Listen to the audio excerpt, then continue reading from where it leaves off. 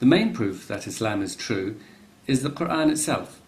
It is held up as an unsurpassable miracle of eloquence and beauty. The Quran says in Surah Al-Baqarah, verse 23, وَإِن كُنْتُمْ فِي رَيْبٍ مِّمَّا نَزَّلْنَا عَلَى عَبْدِنَا فَأْتُوا بِسُورَةٍ مِّن مِثْلِهِ وَادْعُوا شُهَدَاءَكُم مِّن دُونِ اللَّهِ إِن كُنْتُمْ صَادِقِينَ.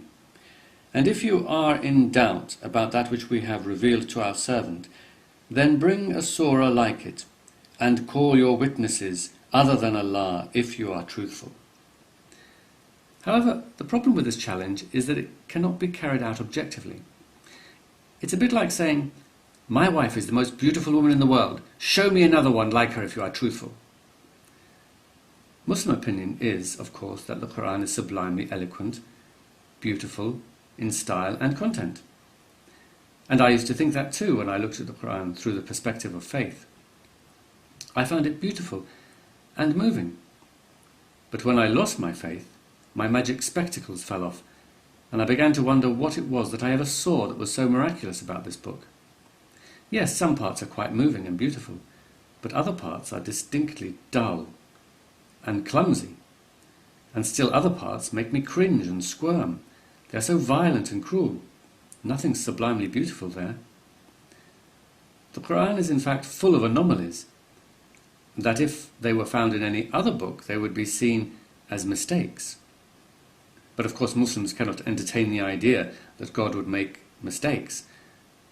So they are turned on their head and seen as evidence of the Quran's unique beauty.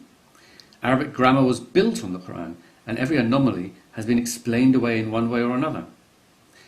Take one small example of verse 69 in Surah Al-Ma'idah.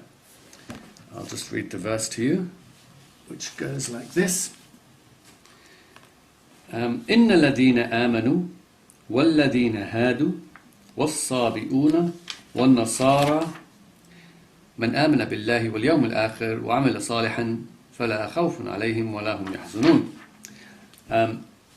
Indeed, those who believe, those who are Jews and Sabians and Christians, and whoever believes in God and in the last day and does good deeds, there will be no fear upon them, and nor will they grieve. Now, the problem is with the word sabi'un. Now, there are two other places in the Quran where this verse is, where the wording is almost identical. It's pretty similar. And it has sabi'in. Now, sabi'un is in the nominative case, and sabi'in is in the accusative case. In fact, it should be in, according to Arabic grammar, it should be in the accusative case. It should be sabi'in. So sabi'un looks like a mistake, because you've got inna. You say, inna ladina amanu. So inna is the particle that will make sabi'un accusative. It should be accusative. Like you say, inna al-walada. So you have to. It has to be accusative. It's a simple Arabic. Anyone learning basic Arabic should know that. So why is this in the nominative and not in the accusative? Well, it has to be explained away, and especially since the other two verses, which are almost exactly the same, are in the accusative. Then it has to be explained. The other two verses, by the way, are verse 62 of Al-Baqarah and verse 17 of Hajj, if you want to look it up. And it says sabi'in, not sabi'un.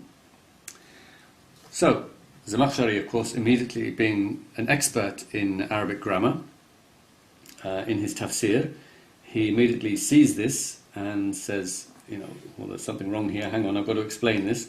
So he says, وَالصَّابِئُونَ رَفٌ عَلَى الْإِبْتِدَاءِ وَخَبَرُهُ مَحْذُوفٌ. So basically he's saying that the reason sabi'un is raf, the reason why it is in the nominative, is because ala ibtida, is because it's the subject. It's starting a new sentence. It's a new sentence, and it's the subject of that sentence. وَخَبَرُهُ, and its predicate is mahdhuf, is elided, is omitted. And then he paraphrases what the meaning is, and he says, so you have to understand it in this way. إن الذين آمنوا والذين هادوا والنصارى حكمهم كذا والصابئون كذلك. So he split the sentence into two. It's completely arbitrary. There's no reason why it should be done like that, but he said, okay, you have to understand it like this, that those who believe and those who are Jews and those who are Christians, their judgment is such and such. And the Sabi'un, their judgment is likewise. Now why you should split the sentence like that? There's no reason for it, there's no sense for it, there's no justification for it, apart from, of course, trying to correct this anomaly.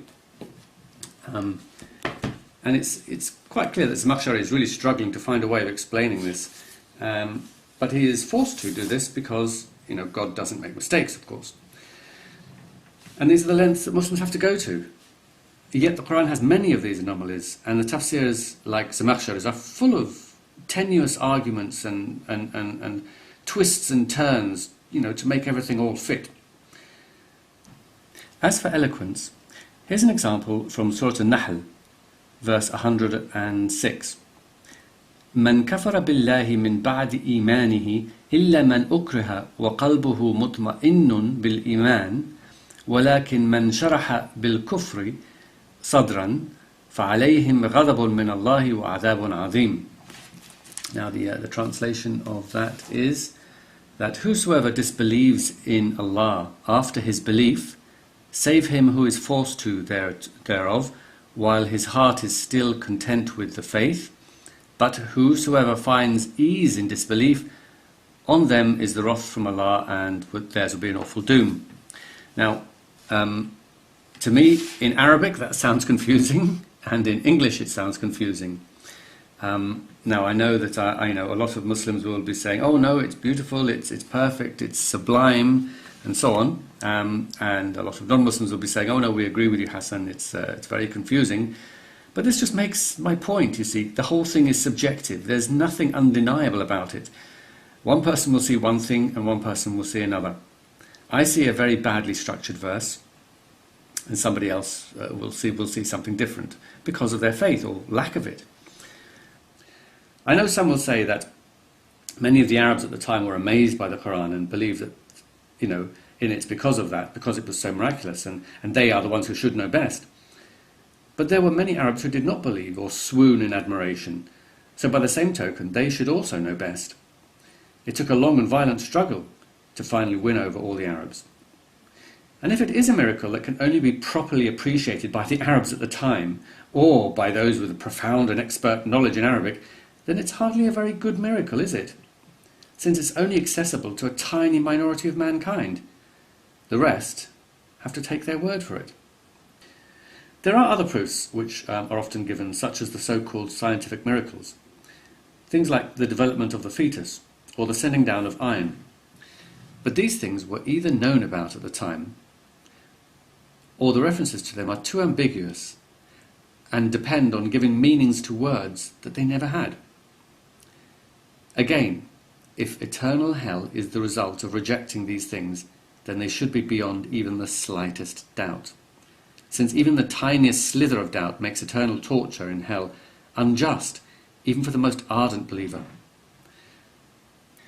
Then there are the miraculous signs that Allah has sent us. He's sort of passed us discreet little messages, written on an assortment of fruit and vegetables and sea creatures, the odd praying tree or praying stone, a roadside woodland spelling out there is no God but God and Muhammad is his messenger.